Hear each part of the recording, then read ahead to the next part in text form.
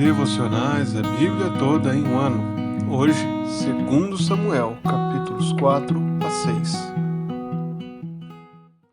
Se os capítulos 1 a 3 mostraram o início do reinado de Davi, os capítulos 4 a 6, de certa forma, mostram a consolidação desse reinado. Agora, Isbosete, aquele rei que havia usurpado o reinado de Davi, o filho de Saul, que buscava ser rei sobre Israel, e que foi colocado como rei por Abner sobre Israel, agora é morto.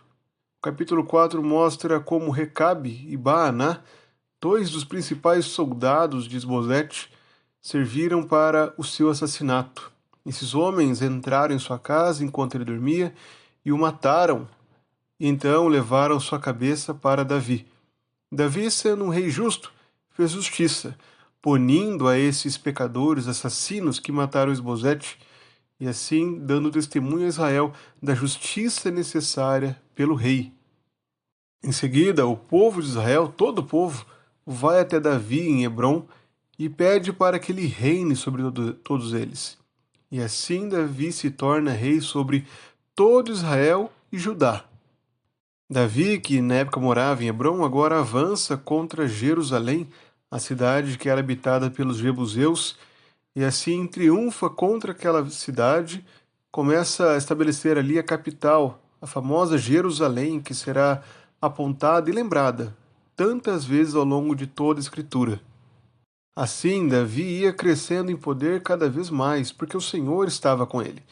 Tanto que o rei de Tiro, Irão, abençoa Davi com madeiras, com carpinteiros, com pedreiros, constrói um palácio a Davi, e assim Davi reconhece que o Senhor o havia confirmado como rei sobre Israel, não para sua glória, mas para a glória de Deus. Deus fez isso por amor ao seu povo de Israel. O capítulo 5 termina com a vitória de Davi contra os filisteus.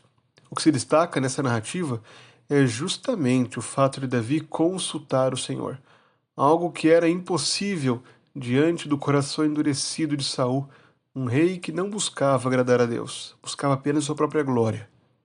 O capítulo 6, porém, mostra um contraste. Agora não há apenas triunfo e alegria. Na verdade, o capítulo começa com tristeza. Davi se ira, pois Uzá, um dos homens que conduzia a arca da aliança para Jerusalém, é morto por ter tocado na arca do Senhor. O Senhor fulmina Uzá. E assim, Davi deixa a arca na casa de Obed e Edom durante 3 meses. E assim esse lar é abençoado pelo Senhor.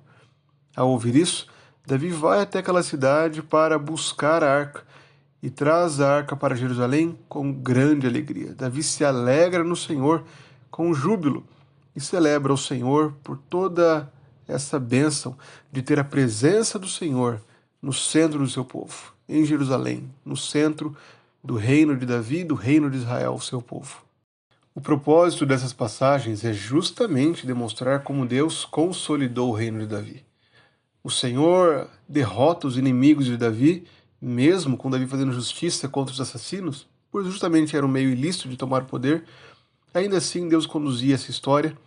Vemos também que Deus conduziu Davi na vitória contra os filisteus, na conquista de Jerusalém, sendo abençoado por Irão, o rei de Tiro. O Senhor estava confirmando o reinado do seu ungido, o reinado de Davi.